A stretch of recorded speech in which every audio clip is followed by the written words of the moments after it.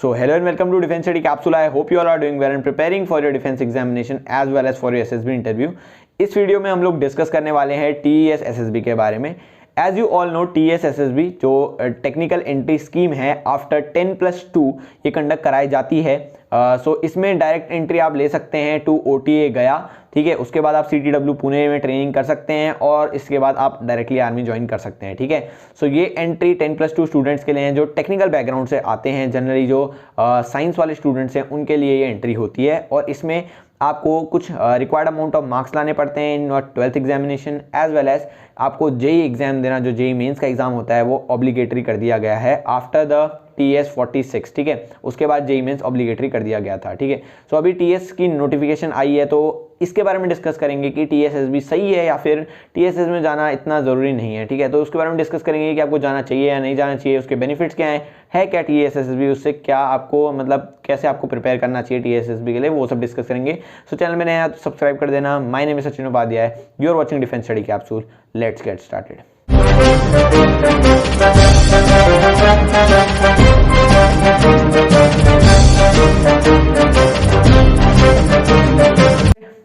सो सबसे पहले डिस्कस कर लेते हैं what is this TES SSB. So TES stand for technical entry scheme. Technical entry scheme as the name suggest ये generally technical students के लिए ही होती है.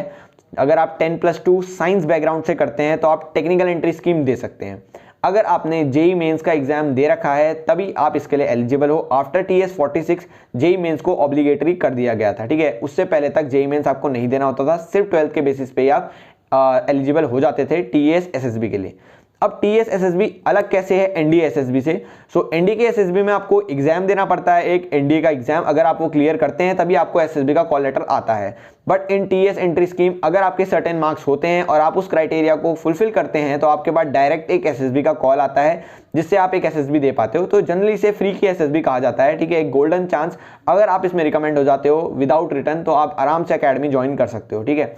जनरली इसके जो अमाउंट ऑफ कैंडिडेट्स होते हैं वो 90 होते हैं. 90 कैंडिडेट्स ही मैक्सिमम लेके जा सकते हैं एक सर्टेन कोर्स में.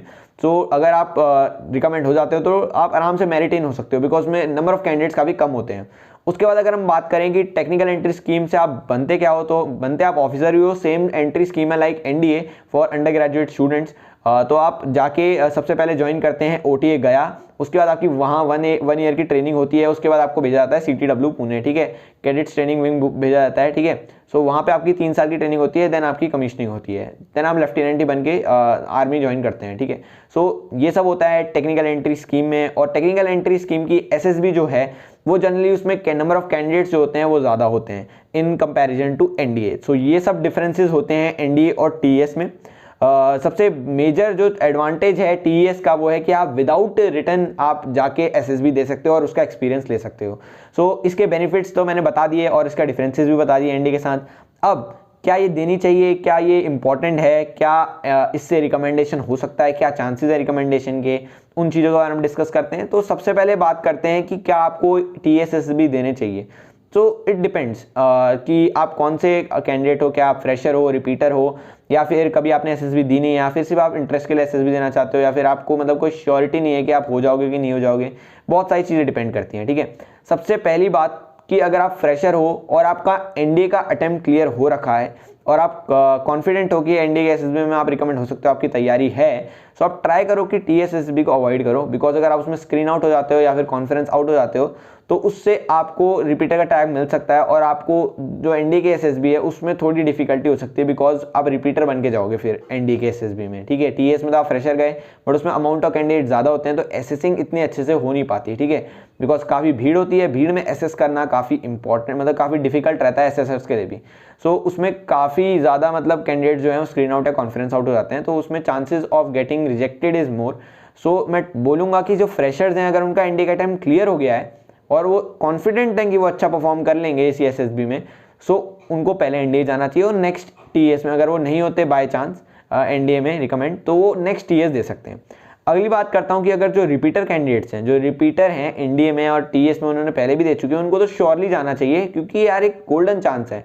और मैंने काफ़ी सारे ऐसे कैंडिडेट देखे हैं जो सबसे पहले NDA गए, NDA से या तो स्क्रीन आउट या कॉन्फ्रेंस आउट हुए और TS में जाके वो रिकमेंड हो गए. सो ये काफ़ी ज़्यादा अच्छी अपॉर्चुनिटी है. अगर वो TS जाते ही नहीं तो वो रिकमेंड ही नहीं हो पाते. तो जो स्क्रीन आउट और कॉन्फ्रेंस आउट एनडीए में हो रहे हैं वो टीएस में रिकमेंड हो जा रहे हैं, ठीक है।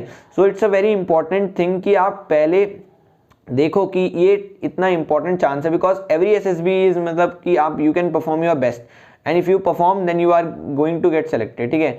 सो इतना ज़्यादा इंपॉर्टेंट चांस है ये, आप मिस नहीं करना चाहोगे। बट फ्रेशर्स के लिए जो मैंने पर्सपेक्टिव बताया वो भी आपको ध्यान देना चाहिए, क्योंकि काफ़ी सारे कैंडिडेट्स पछताते हैं आफ्टर गोइंग टू टीएसएसबी, क्योंकि उनको रिपीटर्स का टैग मिल जाता है। ये मैं आपको एक्सपीरियंस से ही बता रहा हूँ, काफ़ी सारे कैंडिडेट से मैंने बात करी है और मैंने खुद भी टीएसएसबी दे रखी है, तो मैं बता रहा हूँ कि ये वाली चीज़ आप गलती मत करना, ध्यान से सोच के जाना। अगर आप फ्रेशर होकर जा भी रहे हो और आप कॉन्फिडेंट हो कि मैं टीएस में भी रिकमेंड हो जाऊँगा, सो आप जा सकते हैं, ठीक है, अपने रिस्क पे। उसके बाद बात करते हैं अगर कोई स्क्रीन आउट फ्रेशर है तो क्या उसे जाना चाहिए। तो मैं बताता हूँ कि रिपीटर्स जो भी हैं उन्हें जाना चाहिए। अगर आप फ्रेशर स्क्रीन आउट भी हो रखे हो तभी भी आप टीएस में जाओ।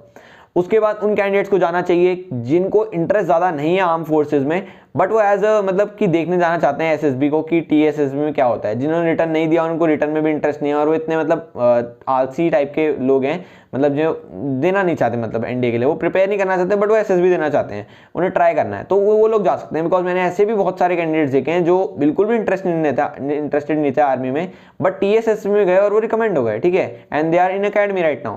सो ऐसा आप कर सकते हैं कि अगर आपको इंटरेस्ट नहीं भी है ज़्यादा आर्म फोर्सेज में तो आप जा सकते हैं देने के लिए, ठीक है। शायद आपका इंटरेस्ट डेवलप हो जाए आफ्टर गोइंग टू एसएसबी और आप एनडीए का अटेम्प्ट दे दो आगे, और ठीक है। सो ये चीज़ें भी हो सकती हैं, तो आप ये भी कर सकते हो। अगर आपको इंटरेस्ट नहीं है ज़्यादा तो आप टीएसएसबी आपके लिए गोल्डन चांस है to experience the environment of SSB, because SSB का इन्वायरमेंट काफ़ी ज़्यादा बहुत ज़्यादा हेल्पफुल रहता है आपके आगे की लाइफ के लिए भी। वहाँ बहुत सारी चीज़ें सीखने को मिलती हैं आपको।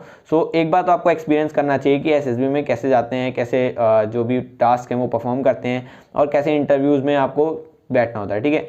ये सब आप देख सकते हैं इन योर टीएसएसबी। सो टीएसएसबी में आप ऐसे आपके बेनिफिट्स हैं और इन लोगों को मतलब देने जाना चाहिए या नहीं जाना चाहिए उसका मैंने आंसर कर दिया, ठीक है, डिपेंडिंग अपॉन आप क्या हैं, फ्रेशर, रिपीटर या फिर नॉन इंटरेस्टेड कैंडिडेट। तो अब आगे बात करते हैं कि इसके लिए प्रिपेयर कैसे करना है। बहुत इंपॉर्टेंट है कि टीएस के लिए प्रिपरेशन कैसी होनी चाहिए, क्या चीज़ें पढ़नी चाहिए, क्या चीज़ें नहीं पढ़नी चाहिए, और क्या एक जो नॉर्मल स्टूडेंट है जिसने एनडीए का पेपर नहीं दिया क्या वो आराम से प्रिपेयर कर सकता है टीएस के लिए। सो टीएसएसबी नॉर्मली एनडीए के एसएसबी की तरह ही होती है, कोई इसमें डिफरेंस नहीं होता। जस्ट नंबर ऑफ जो अमाउंट ऑफ कैंडिडेट्स हैं वो इंक्रीज हो जाते हैं स्क्रीनिंग के टाइम पे। जनरली स्क्रीनिंग के टाइम पे एनडीए में 60 कैंडिडेट्स, मैक्सिमम 60 to 70 कैंडिडेट्स आते हैं इन आर्मी, बट इन टीएसएसबी जो नंबर ऑफ कैंडिडेट्स हैं वो कम हो जाते हैं, मतलब ज़्यादा हो जाते हैं टीएसएसबी में। स्क्रीनिंग के टाइम पे इट्स अराउंड 250 to 300 मैक्सिमम जा सकते हैं और एवरेज रहता है 150 to 200, ठीक है। सो ये आपको बात ध्यान में रखनी पड़ेगी कि उसमें स्क्रीनिंग में ज़्यादा कैंडिडेट्स होते हैं, तो आपको स्क्रीनिंग की अच्छे से तैयारी करके जानी होगी अगर आप टीएस की एसएसबी देना चाहते हो। तो स्क्रीनिंग की तैयारी आप बार बार नरेशन देके कर सकते हो। नरेशन अगर आपका वहाँ स्ट्रॉन्ग होता है तो आप स्टैंड आउट करते हैं डिफरेंट कैंडिडेट से, ठीक है। तो आप स्टैंड आउट करेंगे तो आप आराम से सेलेक्ट हो जाएंगे, ठीक है। मैं भी टीएसएसबी गया था आफ्टर माय एनडीए अटेम्प्ट और उसमें मैं स्क्रीन इन हो गया था, बट अनफॉर्चुनेटली कॉन्फ्रेंस आउट हो गया था फ्रॉम एसएसबी कपूरथला। सो आप जा सकते हैं और अगर आपका स्क्रीनिंग स्ट्रॉन्ग है तो आराम से स्क्रीन इन हो जाओगे, ठीक है, कितने भी अमाउंट ऑफ कैंडिडेट हो चाहे। सो अपना जो नरेशन है वो स्ट्रॉन्ग रखो, बाकी ओआईआर में भी थोड़ा वर्क करो, बिकॉज ऐसा बोला जाता है कि टीएस में ओआईआर ज़्यादा प्रेफरेंस किया जाता है, ठीक है। ओआईआर अगर आपका अच्छा है तो आप स्क्रीनिंग होने के चांस आपके ज़्यादा हो जाते हैं। बाकी अपने इंटरव्यू पार्ट पे ज़्यादा ध्यान दो और जीटीओ पार्ट पे ज़्यादा ध्यान दो। जीटीओ और इंटरव्यू आपको बहुत ज़्यादा हेल्प करेगा टीएसएसबी में। अगर आप आराम अच्छे से प्रिपेयर करते हो उतनी बड़ी भीड़ में भी, सो आपके जो चांसेस ऑफ सिलेक्शन है वो ज़्यादा हो जाएंगे, ठीक है। बाकी इंजॉय द प्रोसेस। एनडीए का जो अटेम्प्ट होता है उसमें थोड़ा प्रेशर होता है बिकॉज आप रिटर्न देके गए होते हो, बट टीएसएस भी आपको जनरली इंजॉयमेंट के साथ लेनी चाहिए। इसमें आपने रिटर्न भी नहीं दिया, आपका कोई लॉस भी नहीं, आपका कोई गेन भी नहीं है। अगर आप जाओगे इंजॉयमेंट के साथ जाओ, होगे तो होगे, बहुत बढ़िया है, आपके लिए गोल्डन लक है वो, ठीक है। बट अगर नहीं होगे तो उससे कोई फर्क नहीं पड़ता, आपका कोई रिटर्न वेस्ट नहीं हुआ, बट आपने वो एसएसबी यूटिलाइज कर ली फॉर योर एक्सपीरियंस। सो उसे ऐसे पर्सपेक्टिव से दो, ये नहीं है कि मुझे सेलेक्ट ही होना है, ठीक है। ईगरनेस नहीं आनी चाहिए आपके लिए। टीएसएस में जनरली ईगरनेस अगर आपके अंदर होगी तो आपको वहीं रिजेक्ट कर देंगे, बट अगर आपके ईगरनेस नहीं है आपके अंदर और आप अच्छे से कामली प्रिपेयर जो परफॉर्म कर रहे हो अपने सारे टास्क को, और आप मेंटली स्टेबल हो और आप अच्छे से सारे टास्क को परफॉर्म कर रहे हो, सो आपके लिए काफ़ी आसान हो जाता है। सो अगर आप टीएसएसबी में अच्छे से परफॉर्म कर रहे हो, अगर आपकी स्पोकन इंग्लिश काफ़ी अच्छी है, जनरल नॉलेज अच्छी है और आप ग्रुप के साथ एक कोऑर्डिनेटेड बिहेवियर में काम कर रहे हो, ठीक है, और इन्जॉयमेंट लेके काम कर रहे हो, इन्जॉय कर रहे हो पूरे प्रोसेस को, सो आपके चांसेस ऑफ गेटिंग रिकमेंडेड बढ़ जाते हैं, ठीक है।